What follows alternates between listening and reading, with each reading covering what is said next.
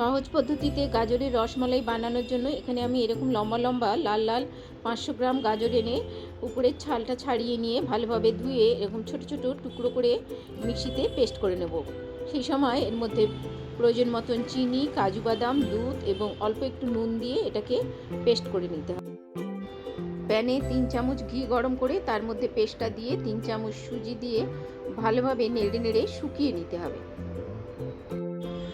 এইভাবে একদম যখন শুকনো হয়ে যাবে তখন ছোট্ট ছোট্ট গোলা করে নিতে হবে।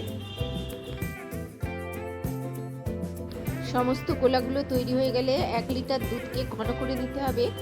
সামান্য এলাচ দানা গুঁড়ো এবং প্রয়োজন মতন চিনি ব্যবহার করে আর কিছুটা মিল্ক মেড এবং গাজরের পেস্ট 2 চামচ এতে মিশিয়ে দিতে হবে।